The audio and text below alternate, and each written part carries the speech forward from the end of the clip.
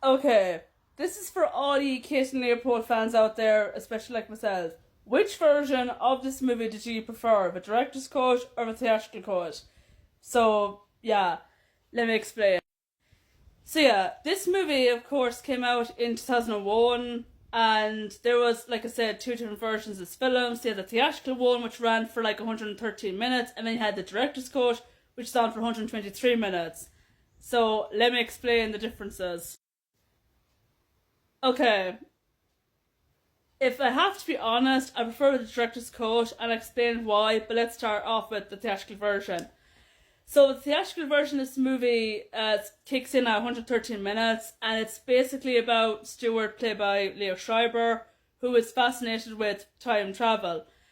Especially the year 1876, where he's literally following this guy who was a Duke, who was from England, played by Hugh Jackman, Leopold, Duke of Albany, and he literally like takes photos of everything. Like, I mean, every single scene. He takes photos of the women, he takes photos of him, he takes photos of the unfinished Brooklyn Bridge, which of course it wasn't in existence. Well, it was actually building up at that time.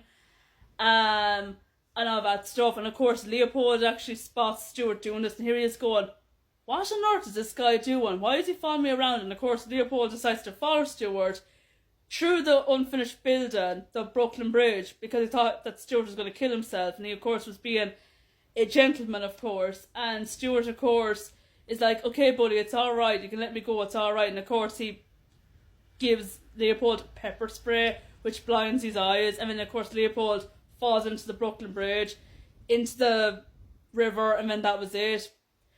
And then the rest of the movie goes on forward, like with how Leopold met Kate and all that stuff, and how he fell in love with her.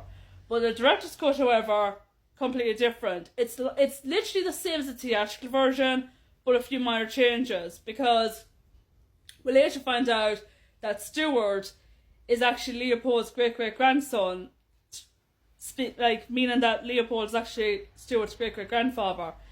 And if Leopold actually stayed in 2001 with Kate, then Stuart literally ceased to exist, and of course everything will be all topsy-turvy. There will be no elevators, everything will be turned upside down, and that's why Leopold had to go back to 1876 with Kate following him, because later on in the movie, near the climax, Charlie, played by what you call him, the guy from Garfield, Breckin Meyer, actually spotted a photo of Kate McKay, played by Meg Ryan, on the photo, and he was like, holy shit, and he gives it to Leo Schreiber's character, and he's like, oh my god. And then of course Stuart has to explain to Charlie that Leopold was supposed to follow Stuart through the unfinished Brooklyn Bridge, fall down, and come to our world, and then of course he had to go back after the 7 days, because it was 7 days, because that's how the portal works. I had to work for a week. He couldn't go back the following day once he came into our world.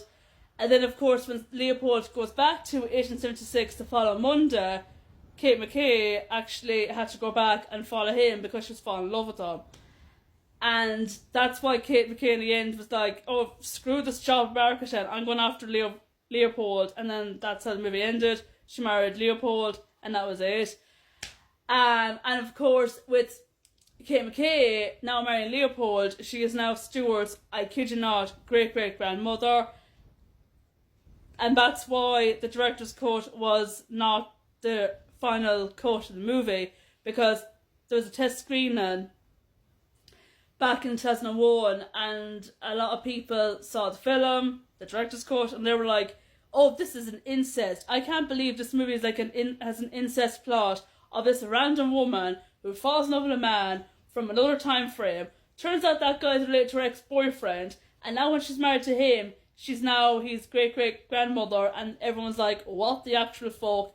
Get rid of that version. They did that, but James Mangold decided to keep the movie but have it as an alternative, so for the viewers at home can watch either the theatrical version, which made zero fucking sense by the way, or the director's cut, which made more sense. So if you have the DVD of the movie, there's actually two different options. You can watch the theatrical one or the director's cut. The director's cut, like I said, is on for 123 minutes, so it's actually very, very long. And the romance aspect of the movie, it just like drags, and here you are going, okay, when am I going to fall in love? When are these two characters going to fall in love with one another? And then, of course, it's not until like an hour and 20 minutes in the director's cut, but in the theatrical cut, they fall in love like an hour, and that's pretty much it. And speaking of Stewart, there is a plot device, you could say, that Stewart is literally gone from most of the movie just for these two characters to get together in the first place. Because Stewart, of course, forgets that the elevator stopped working in 2001 now that Leopold is in 2001. So he's there, stuck in hospital. He's trying to explain to the doctors, oh hey, my great-great-grandfather is now in 2001. They're like, yeah dude, we're going to bring you to the loony bin. Here he is going, the loony bin? Oh yeah, we're just going to give you antibiotics and all that stuff. And there's one scene, right, in both versions that literally cracks me up with Stuart Leo Schreiber, and here he is trying to explain to the doctor, played by Spalding Gray, who has since passed away. He's like, okay, I'm telling you now, I have to get out of this building because my great-great-grandfather is looming around New York City, romancing my ex-girlfriend. And here he is going, yeah, Stuart, you're a great sport, aren't you? Here he's going, I am literally serious. My great-great-grandfather is in 2001.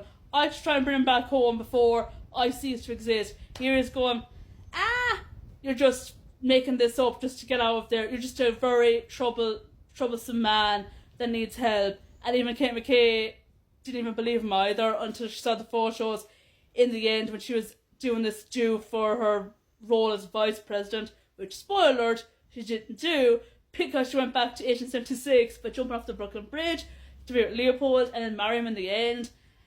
And the cops were even there before Kate actually jumped off the Brooklyn Bridge by going through the girder and saying to Charlie, oh Charlie, I love you forever, and then just jumps off the Brooklyn Bridge, where she now lives in a world, where there's no Wi-Fi, no vaccinations, no toilet paper, no toilet, only just a bucket to piss and poo in. When she gets to his Jack the Ripper, her teeth will fall out because there's no dentist at all, there's no makeup involved, there's no TV, there's no streaming services or any of that shit. And here she is going, oh man, why have I to do that? Where's my Palm Pilot? How come my Palm Pilot's not working? And here's the man going, but it's because we're in this world now, Kate. And here she's going, oh man, you should have stayed and doesn't want me. Here he's going, well I can't because of the elevators. Hugh Jackman's put in a British accent, by the way.